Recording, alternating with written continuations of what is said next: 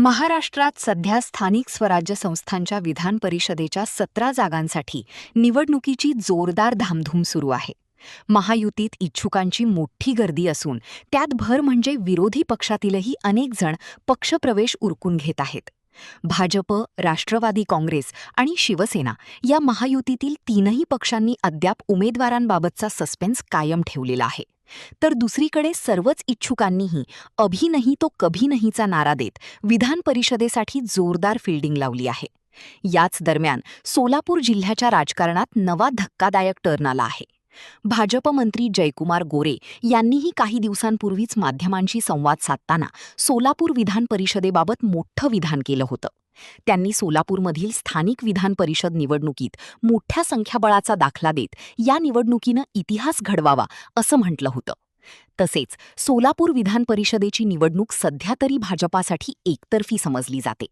आता हीच निवडणूक बिनविरोध करत इतिहास घडवण्यासाठी भाजप प्रचंड आग्रही भूमिकेत आहेत. तसे संकेतही भाजप मंत्री व सोलापूरचे पालकमंत्री जयकुमार गोरे यांनी दिले आहेत. अशातच आता सोलापूर विधान परिषदेच्या निवडणुकीत मोठा ट्विस्ट आलाय.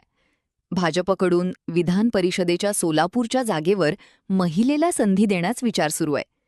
एकनाथ शिंदेंनी राज्यसभेच्या निवडणुकीत जो धक्कातंत्राचा वापर करत तोच डाव आता विधान परिषदेच्या निवडणुकीत टाकण्याच्या तयारीत आहे.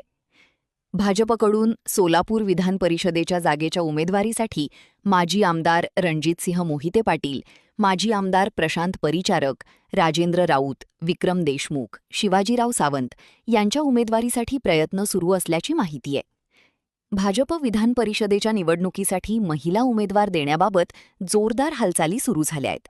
त्यात रश्मी बागल, डॉक्टर श्रद्धा जवंजाळ आणि राजश्री नागणे या 3 महिला नेत्यांची नावं आघाडीवर असल्याची चर्चा आहे.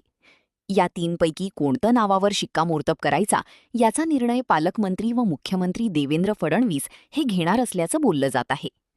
सोलापूर स्थानिक स्वराज्य संस्थांच्या विधान परिषदेच्या 616 मतांपैकी 450 पेक्षा जास्त मतं भाजप आणि महायुतीतील त्यांच्या मित्रपक्ष असलेल्या शिवसेना आणि राष्ट्रवादीकडे आहे.